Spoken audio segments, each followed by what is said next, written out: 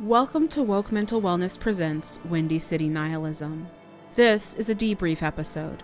While some cast members are mental health professionals, nothing in this episode or series should be construed or taken as medical advice. We speak to our lived experiences. If you have concerns, please contact someone in your care community and/or seek out an appropriate professional. No podcast can or should be used as a substitute for a relationship with a doctor, therapist, or other trained professional. Please also be aware that Talkback episodes cover a wide range of topics which may be hard for some listeners. Topics include, but are not limited to, suicide, death, depression, anti-Blackness, racism, sexism, transphobia, police, state-sanctioned murder, complicated relationships, sex and sexuality, hopelessness, financial anxiety, and strong language.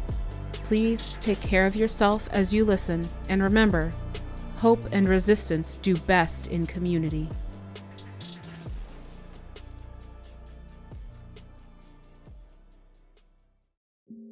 Hey everyone! This is a little sooner than you'd normally hear us, but we're here for a talkback. Because our crew got a seal and started wanting to talk shit about Felix immediately, and I had to tell them to stop so that we could get the fucking talk back going and the recording, so now y'all can talk shit about Felix. All my niggas don't fuck with Felix. No, but honestly though, Felix's advice hit. Talk louder for the niggas in the back. That I think that was exactly the touch like Romero needed, combined with Jen's, like also kind of putting forth that anger, like you fucking got this, that aggressive, you know what I mean, like care. Right, like you was not finna talk to me. You wasn't finna talk to me all froggy in the Jamaican spot about how you was gonna do everything by yourself and then get up here and freeze while I'm getting my ass beat. Like you better. I know you better show they ass. Right? What, I'm gonna tell you what we not about to do. What we're not about to do is real. Literally. It truly reminded me of my mom, honestly, because she was very much that type of woman. Like, It was very we much, are not about to do this shit. Exactly. Very much black. You know what it made me and think of? That. You know that scene in Sister Act 2 where Rita's mama shows up at the final competition and she looking like, Yep. so you lied to me. You went behind my back. You had all this attitude about singing, and now you're going to get up there and freeze. You better do something. And she gave You her better nothing. fucking work. Exactly. So you better get up there and do something since you had all that mouth. And I love that. honestly, I feel like that was just perfect moment. I do. I think that was the energy that Romero needed in that moment. Not that you can do it. We believe in you. You already fucking know that. Get your ass up there and do what you gotta do. You know. And so I really loved seeing Romero kind of overcome that. That was. Child, these roles were determined to make sure I told that story, because the way that I was rolling like 1 less than the number, 2 less than the number, was only able to do something with bonuses. I'm just like, please. Also, can I say storytellers? Just a tip, storyteller tip, fuck the rules. Like, if rules are being a hindrance more than a help, if they're unclear, throw them shits out the goddamn window and just make something that is fun and challenging. Because, and we talked about this the first time we played 12 Inner Demons, is, you know, it's a indie production. It's very new, but it's got some gaps. And we talked about it in the interview I did with Witch and Craft Games and everything, that, you know, not everything's super clear. And so that came up again in this recording. And full transparency, I actually had I had feelings because I was worried it was me. But like, don't be afraid to yeet the rules when you need to.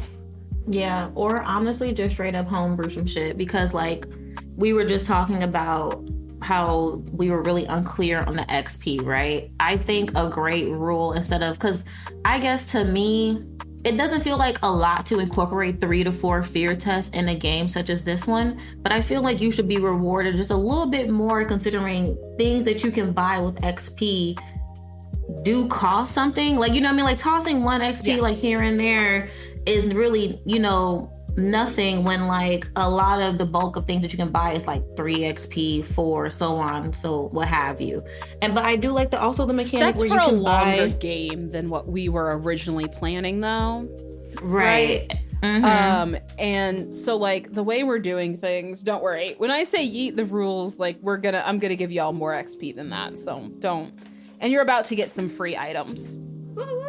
I did want to keep playing to dig into those items too. I'm not gonna lie. I was so curious about it. I'm like, what the fuck was in that case? That is very fair, and we are gonna get there. The tech gremlins have been with us today. I don't know when y'all are gonna hear this. It'll be a while before this comes out, but the tech gremlins were with us today, and I honestly just don't have the patience to deal with it. So we had to stop, but it's okay. Y'all gonna get some items and some more XP so that cause it only gets harder from here. Right. I can't wait to like talk with Romero and Janissa and be like, so how are y'all feeling? Because that was the easy one, right? Like exactly. That was the one that was just like, nah, I'm just gonna hit you. Like I'm just gonna hit you and hope you squish. Like there's not a lot that's subtle here. The most subtle you might get is like, I'm gonna say one thing and then I'm gonna try and hit you from behind. And that's the most subtle that you were gonna get out of this guy. And you also notice like this guy was alone. He didn't have any helpers. Like the seal that y'all tried to do first, like already had one helper. Yeah, we took off way too much. We also know that's the hardest one. Exactly. Well, I definitely squished. You know, I was very squishy. Very squishy. Did not. That was, that hurt. That hurted. That hurt. Yeah, that hurted. That hurted. Really did. Definitely. Alexis squished too. Yeah, me and Alexis did not have a good time. We didn't. I did not build.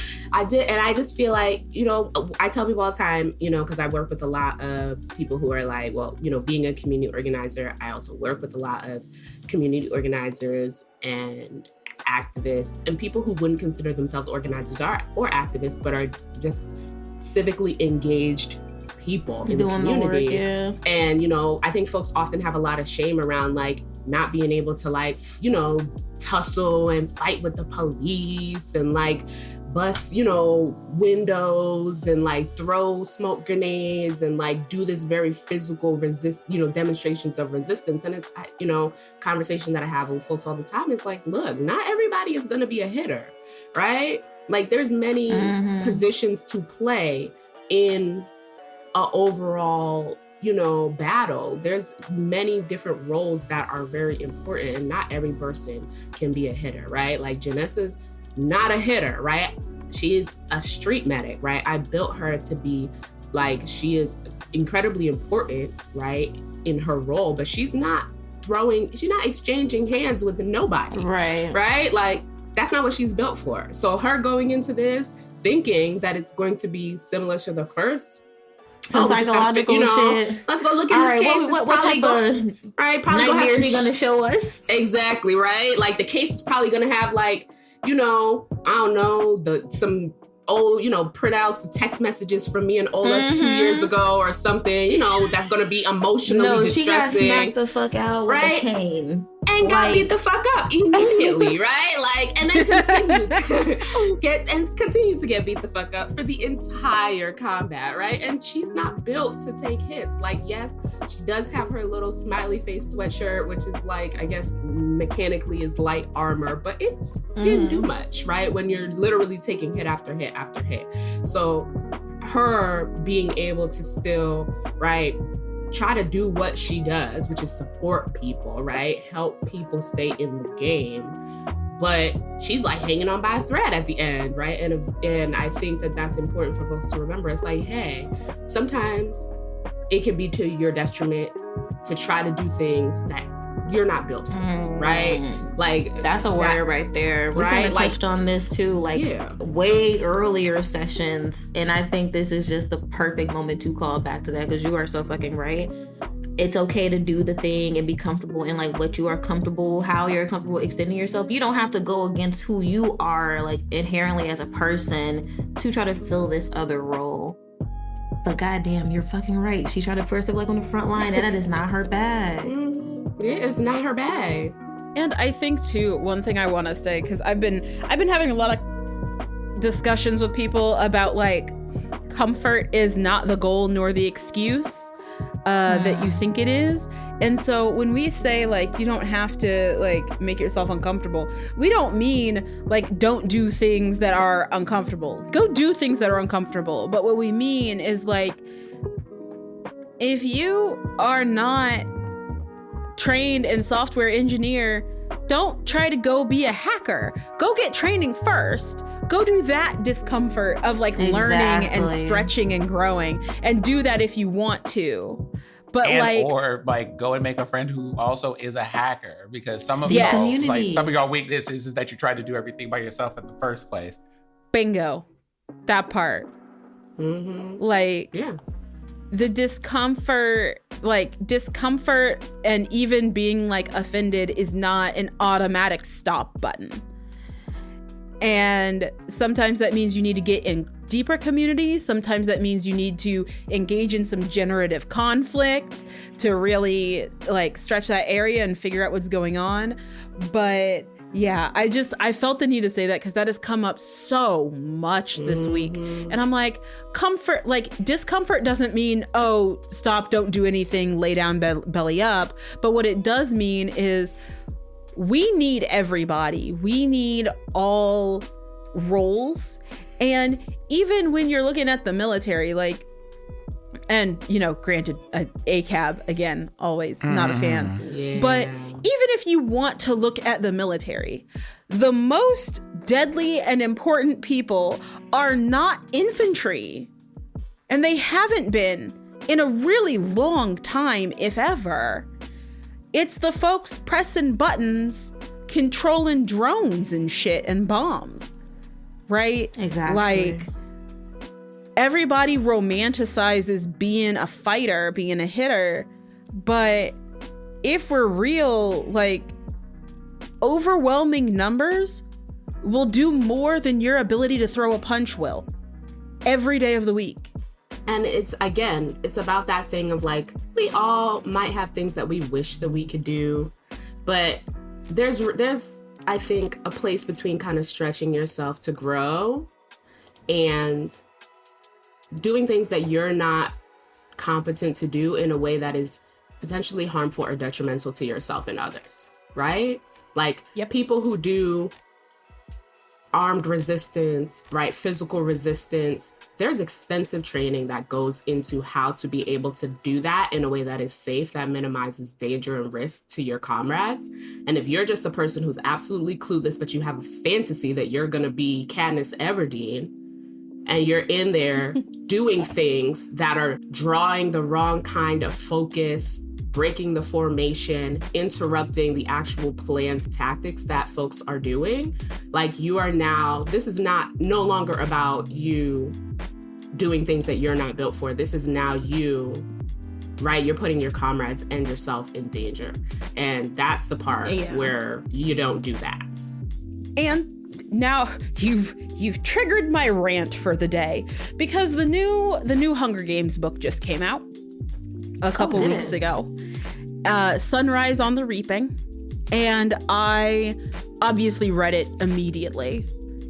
If y'all do not learn some fucking critical reading skills and stop making this poor woman bludgeon you over the head. The original Hunger Games books were not subtle. They were not subtle at all. They were not subtle about the fact that it is about amassing collective resistance and exploring the theory of a just war, right? Which is a whole philosophy thing that Susan Collins is into. And that, along with, at the time, I think it was the Iraq War and all these things. The books are not fucking subtle. And I think perhaps the movies were just a little too entertaining. Yep, they missed the point. And just a little too whitewashed. Like, y'all were like, oh, this is so cool. No, motherfucker, no. You're watching children die. And I think that was missed in the movies, and it's so not subtle in the books. The horror and the psychological trauma of the entirety of Panem is not fucking subtle.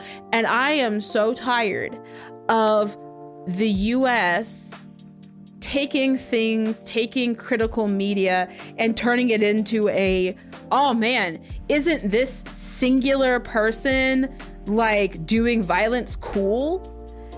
The whole point was Katniss didn't want to be Katniss. Why are you trying to be Katniss? Exactly. Katniss was severely aware that she should not have to have taken like the role that she did.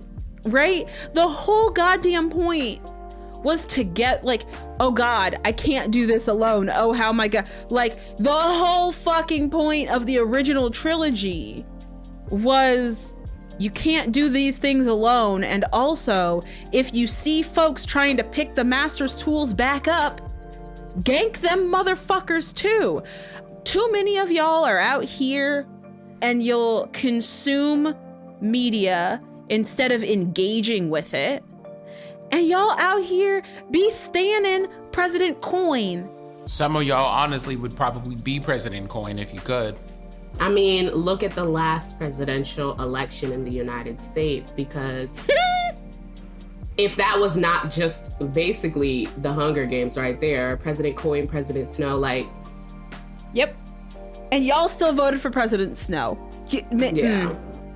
And you got mad at people for pointing out that President Coin was right there and like, hey, hold on. Yeah. We're not supposed to pick either of these. Yeah. But y'all get salty about it. But my whole thing is, again, right, when we're talking about being able to do the thing that is in your lane, right? And I think this, between Janessa and Romero having this, right, kind of connection in the midst of this combat, whereas you have one person who's being forced to do something that they cannot do, right? Which is weather physical attacks. Mm-hmm. And one person who is, right, working hard to overcome their own like internal stuff so that they can do this thing that they are built to do, but are just very scared of doing, right? And I think that that's kind of like a really important juxtaposition, right? Where being like, that's a clear imagery of, right? Like Romero is a good, competent, smart, like speaker, right? And they're kind of in this moment challenging their fear to be able to do this thing that they can do already, right? And so I think that that's really important. That's an important example of someone, right, doing the hard thing and stretching and growing in a way that they're already like, that's the lane that they're in. Yeah. And that's not, you know, like once Janessa got her ass beat that first time, right, she was not trying to fight nobody. She just kept getting beat up, right? She did not throw no punches, right? All of the attacks that, right, she kind of took in this combat were because being targeted because she's trying to support someone else, right? Not like direct retaliation for any direct physical threat. And I think that's something to be aware of, is that also when you do things and you try to be kind of like this solo, this individual person, you run the risk of being targeted in that way, or of people who are close to you being targeted. And so you have to be able to be aware of that and also know whether the people around you signed up to be targeted in that way. Obviously, Janessa did, right? She gave a whole speech about it in the Jamaican spot. But again, when you're out here playing these power fantasies, pretending to be your Katniss Everdeen, remember what happened to Katniss' little sister? Remember what happened to Peeta and her mama and Gail and every other person in her life who was important to her, right? Because they made her Even the people she didn't know very well, they bombed the shit out of every District fucking 12. body. Right? I mean, how real do we want to be about that?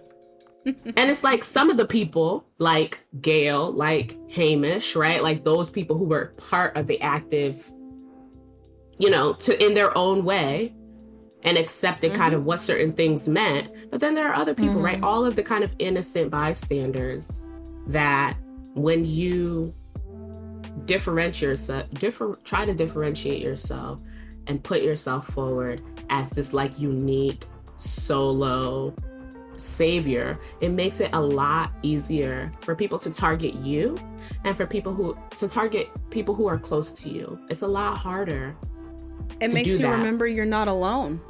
Exactly. When you're in a group and you're remembering that you're a part of a larger collective, it makes it a lot harder for any individual person to be targeted. That's why they're always, when you look at the footage of like them breaking up protests or sit-ins or anything, they're always trying to catch that person that is just a little bit separate from the group or just putting themselves apart, right? That's when they pop in and they snatch somebody, right? As soon as you deviate from the group, as soon as you step away from the collective power, that's when they snatch your ass, because they know that we're at our weakest when we are alone. That's why it's always important to not only remember that you're not alone, but to never put yourself in a position to be alone. Always have people around you. Always remember that you're a part of a group and have like the humility and the self-awareness to understand where you fit in and to understand the importance of yourself to others and the importance of others to you if you're doing anything in the world, but especially if you're wanting to become politically engaged or civically, like more active. I think it goes back to, and it's one of the things that the characters in this campaign are fighting against, which is that programming of hyper-individuality. And, the hyper-individualism is a facet of our society in the US because it's a lot easier to control a bunch of people who are alone than it is to control a bunch of people who have found power in the people. And even with this seal, it wasn't until y'all got together and bolstered Romero that this was able to end. And there was other ways that this could have ended. If y'all had gone ham on the demon, and done enough damage, they were a bulky little fuck, but it wasn't impossible. But I mean, this was a 21 grip demon, which is, for scale, the demons that are in your party have 10 grip, right? So this was over double their toughness and had a +2 to damage and a +2 to hit. So God damn. Yeah, no, that's why it was so hard to admit, chained ones are built to fight. They're not subtle. They're just there to beat you down. Okay, yeah, this definitely has been, if this session was one thing, it was absolutely a learning experience. 6-7 sessions later, I can't believe it took us this long to figure this shit out, honestly, with this XP, because we have not been tracking it, y'all, at all. So by now, we probably could have been way better prepared than what we actually were had we been tracking it and buying shit and whatnot. But it's cool. We're gonna get it together moving forward. Y'all still haven't explored. There's a whole ass shop that you could have found by now and been talking to the owner of, who knows some stuff. But and honestly, I feel like we're want to keep making the correlation. Sometimes it's like that. It's sometimes you get that when you are activated, right? When you are in that survival mode, you're just you get tunnel vision, right? You forget to look around you. You forget to stop and think. You forget to pause and recollect yourself. You just keep going and going and going. And there's so much value even in the midst of what seems like dire straits or really terrifying situation, of slowing down and regrouping. And I think over the last few sessions, our group has like gone through some shit. And then like, with the exception of that very first day, we like went our separate ways. And then we went through some shit and then we went our separate ways, right? Like, I think this last, where we all met up at the Jamaican spot was really the first time that we went through some shit. And then we came back together to like talk about the shit that we had went through.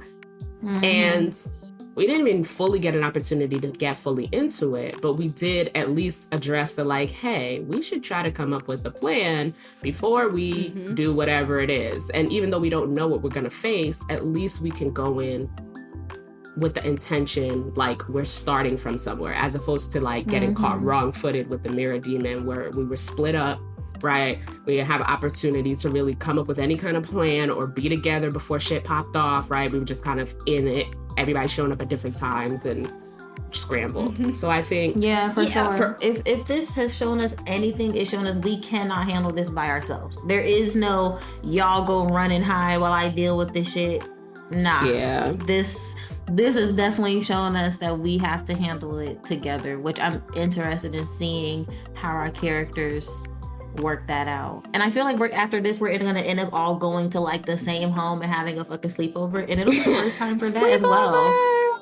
Like, we had a sleepover that first night, but it was really like we went there and slept. Like, we didn't really have any conversation. We woke up the next morning and everybody went their separate ways. Yeah.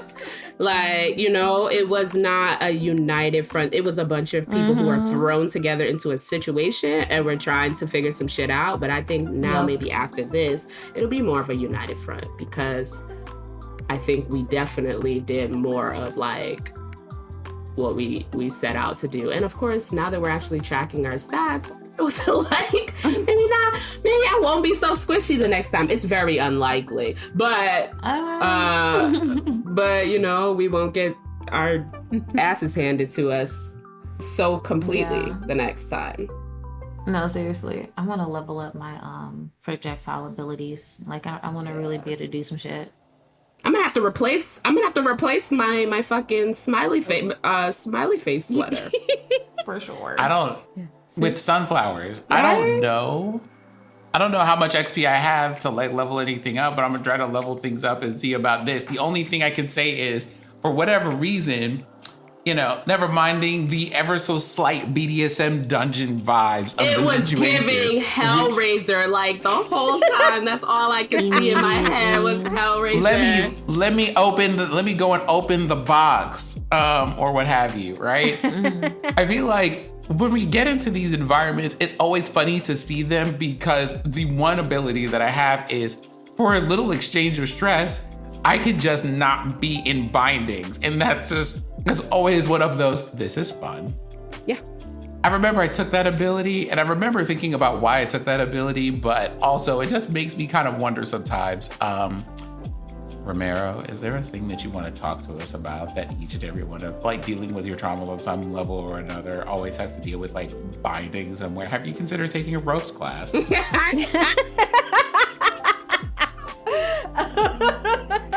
And all the psychoanalysts who are listening suddenly fist bumped.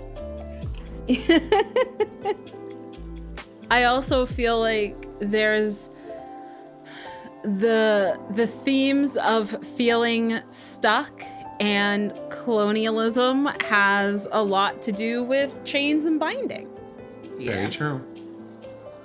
And that's also like a very big part of things. So, you know, at some point, this is probably going to be for another talk back, but let's talk about the opening abstract for this thesis would be Black people, power structures, and shutdown responses.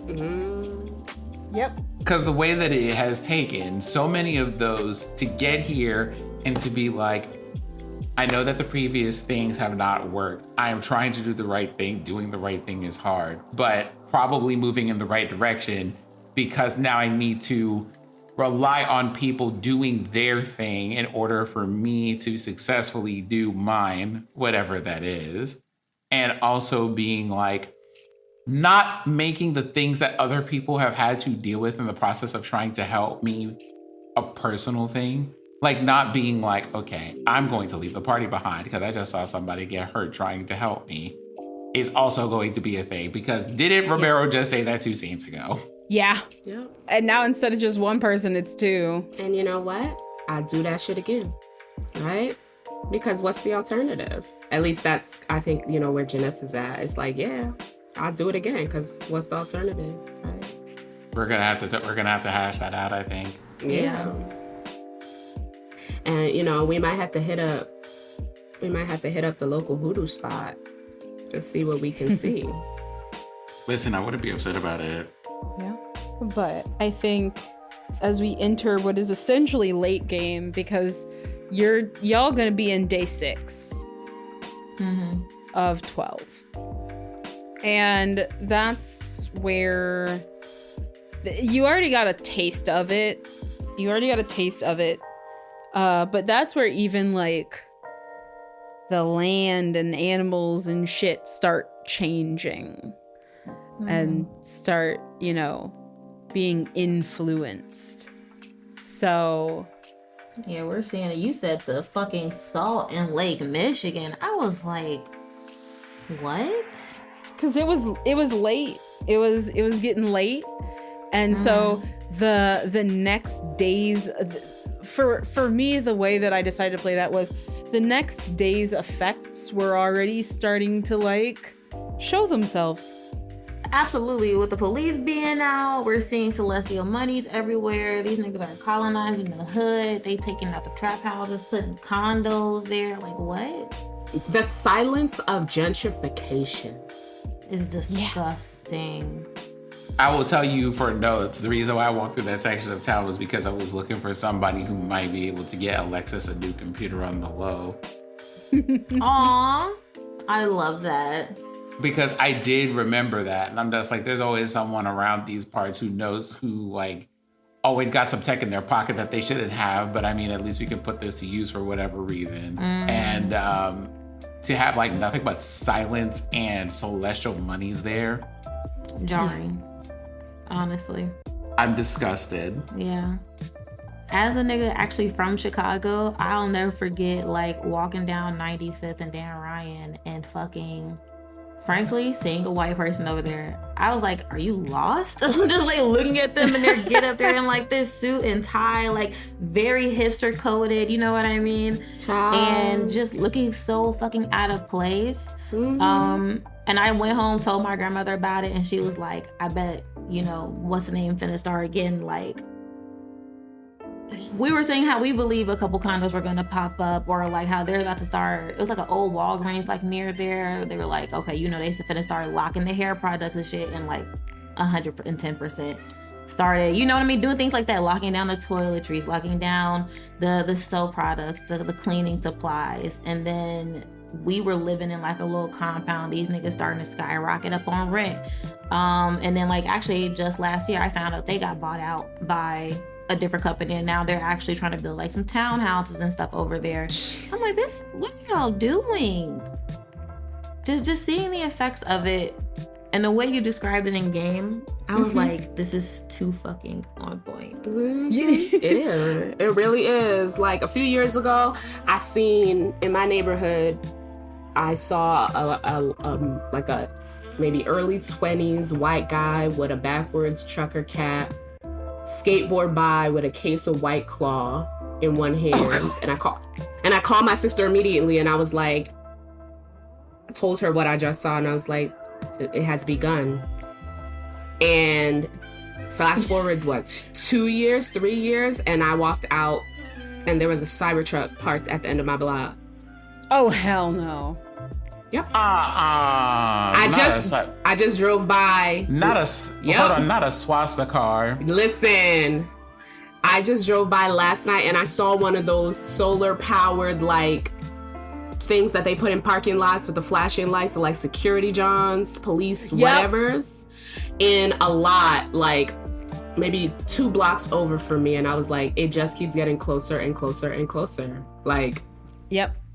And it's just so sad when you can like see, because it's literally like I was like, you can, it's like the signs of the apocalypse, except it's gentrification edition, right? And you can just see small things They start planting trees, right, outside of abandoned buildings. And the next thing you know, there's construction awnings outside of those same abandoned buildings. And there's bike lanes on streets that they never gave a fuck about whether niggas got hit on their bikes or not.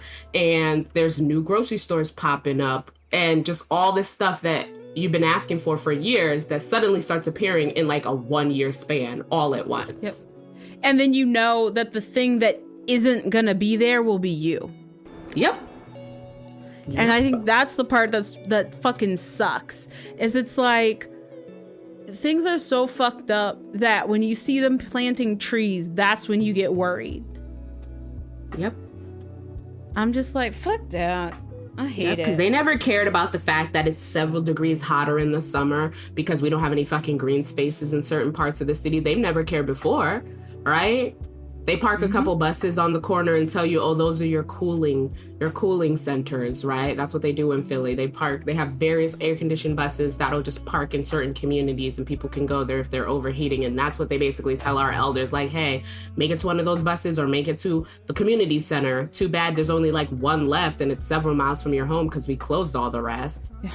Go. And then all of a sudden, being told, go sit in a bus all day if you're hot. Bitch, what? Yep. And now, suddenly, they've decided that, oh, these communities do need green spaces, but not for the people who've been here this whole time, but for the people that we will eventually displace them with. Mm-hmm. Like, that's the wild shit for me. And it's just, playing this campaign it's like, it really just distills down the shit that you live with every day. And, like, you would think that it would be like distressing for me to play this game or for any of us to play this game, given that like we're literally living this in this reality minus the demons, you know, the supernatural element, I should say, because the demons are still very much real, but the supernatural element, right? Yeah. But it's not. I don't know why it's not, but I look forward to playing these sessions. It's cathartic for me. And I think it's largely part because, like, it is contained within a universe. So while I can relate to what our characters are experiencing, I know that, like, at the end of this, their reality or what have you will be different, you know? I have hope that we'll win, maybe. I mean, shit, I hope y'all win. That's interesting moral if you lose. And I mean, hey, you know, I mean, we'll make it work. It's not like I'm going to stop trying to kill you, but just saying. Right. Yeah. It's like, I think it'll be interesting however way it goes, right? Because honestly, sometimes you win and sometimes you don't. And that doesn't necessarily mean that you stop fighting. That part. That being said, the end of Get Out should tell you everything I want to know about how I would like this to go, please and thank you. Yeah, not the secret deleted ending that sucks. The one that everybody saw. No, not that one. The one that we saw in the theaters. Yeah, there's a secret deleted ending of Get Out. So there's an alternate ending. There's an alternate ending to Get Out, yeah. Because the movie was being made prior to the 2016 election, when Obama was still in office, the original ending to that movie, he got arrested and put in prison for those murders. Oh, shit. And the ending to the movie is him in prison. Yeah, I'm good off that, actually. And then 2016 happened, and then having a real pointed conversation about why he was in there and being like, and I'd do it again. Yeah. And so instead of being like, I'd do it again, like, instead of doing that, because when the movie was originally being made, it was still Obama and it was still people ignoring racism and being like, no, everything's fine. And then 2016 happened, and this is how you know a good filmmaker is they're like, oh shit, the moment changed. Right. This art needs to change if I want to have the impact I am looking for, because this is not the same moment. I fucking love that. I did not know that. Yeah. If you have I have the DVD the physical copy, and it has the ending. Like they were like it's filmed and everything. It's not just the script. So wow, so they really redid you gotta fucking love that. You have to respect it. Yeah, because originally it was the actual police pulling up and arresting him, and they changed it to be his friend and him. Yeah, because that moment, like I remember feeling that moment in theaters, how I was like holding my breath and didn't even realize it. Oh yeah. Everyone then, the whole theater that I was in like went absolutely bonkers when they showed who it really was. When his homeboy pulled that fuck. Okay, I gotta watch it, get out. Yeah. But I bet I can find that online too. I think it's really poignant, which is like sometimes you survive the battle, but the war is not over, right? So either ending, whether it's the ending where his homie shows up, right, and gets him out of there, or whether it's the police showing up, right? He survived that battle, right? He made it out of them white people's house, at least physically, for the most part, unscathed, right? But there's still this larger conversation, right? Because that was just that family. But we remember there was all them other white people who came to that garden party, right? All those other white people who came from whatever communities they came from and whatever enclaves or whatever little clubs. And some non-white people. Exactly, right? So like that battle with that one family was over, but whatever this was not done, right? And it was probably still happening in many other places. And I think for our, campaign, however, I think it's that kind of thing. It's like going back to our very first sessions when we were like, life is, we're in danger every day. The world ends every single day. And we still keep going on, right? Because we don't give up. So like, maybe we win, maybe we lose. And, obviously in the interest of harm reduction, we don't want to lose. And also, we know that a loss is not necessarily counted as the end, at least not to us. Yeah. All right.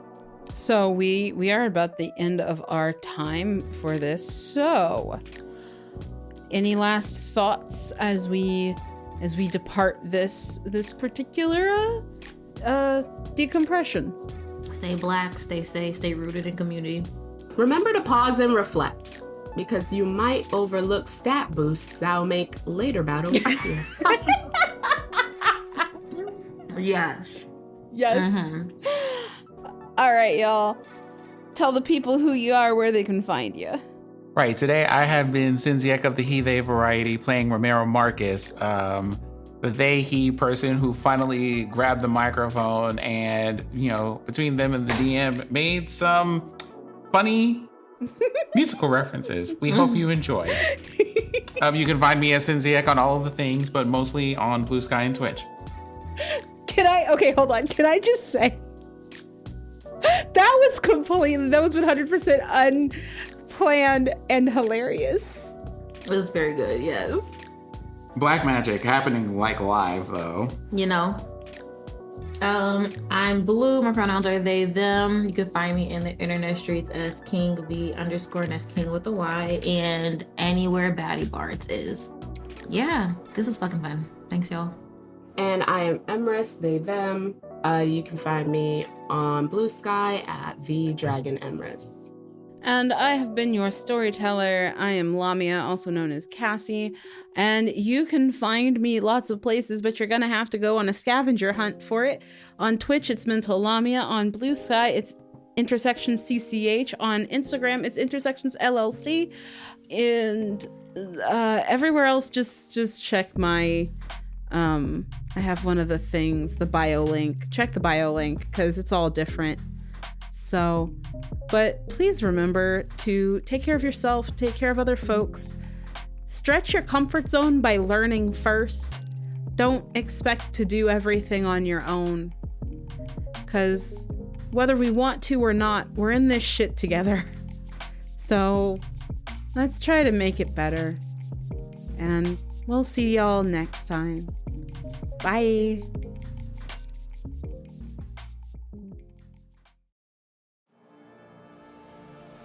Thank you for listening to Woke Mental Wellness Presents Windy City Nihilism. a 12 Inner Demons homebrew podcast. This podcast has been made possible in part thanks to a grant from Diversity Saves. Episodes are edited by Marissa Ewing of Hemlock Creek Productions. If you enjoyed this podcast, please leave a review and tell your friends. If you want to help financially, you can visit the Woke Mental Wellness Ko-Fi listed in the show notes. Take care, and remember, hope and resistance do best in community.